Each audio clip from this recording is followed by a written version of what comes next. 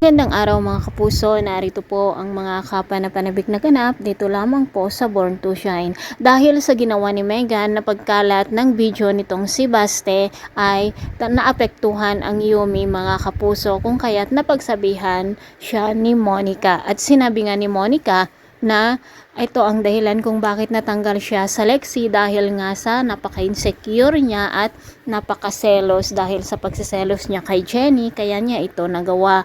At kung hindi daw siya magbabago ay talagang tatanggalin na siya dito sa Yumi. At syempre ayaw naman ni Megan na matanggal, kung kaya't nagkunwari na naman siya na makikipagbati kay Jenny at parang may balak na naman ang loka mga kapuso. Ito naman si Jenny ay paniwalang paniwala dito sa pakikipag-ayos sa kanya ni Megan.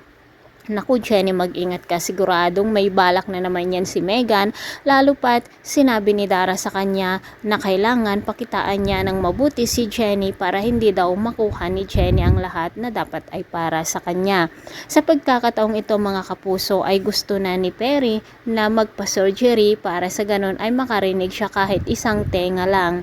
At dahil nga may pera naman si Jenny ay gagawin niya ang lahat para sa ikabubuti ng pandinig ng kanyang mahal na tatay. Samantala mga kapuso, sobrang nakakayak ang eksena dahil sa pagtatanggol ni Baste dito kay Jenny, dahil sa mga social media na nagtatanong kay Jenny kung bakit niya ito nagawa kay Baste.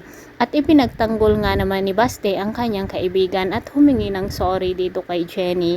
At syempre natalo na naman si Megan dito na kahit anong gawin niyang ikasasama ni Jenny ay hindi ito magtatagumpay mga kapuso, dahil nga maraming nagmamahal kay Jenny.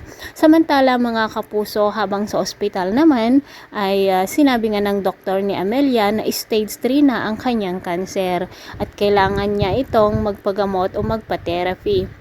Sinabi ni Amelia na huwag niya muna sabihin ito sa kanyang pamilya, ngunit hindi daw maaari kasi nga baka anytime ay babawiin na ni Lord ang kanyang buhay. Umiiyak nga si Amelia na umuwi sa kanilang bahay at sasabihin na nga kaya niya kay Dara ang tungkol dito sa kanyang sakit. Sinabi pa ni Amelia dito sa doktor na kung magtatagal pa ang kanyang buhay ay maaasikaso pa niya ang lahat na kaya niyang asikasuhin. Sa pagkakataong ito mga kapuso ay tinulungan nga ni Jenny si Amelia dahil nga natumba siya habang papunta dito sa loob ng opisina ng kanyang doktor. Mga kapuso, pakaabangan po natin lagi ang bawat episode dito lamang po sa Born to Shine. Maraming salamat sa walang sawang pagsubaybay. See you on my next video. God bless.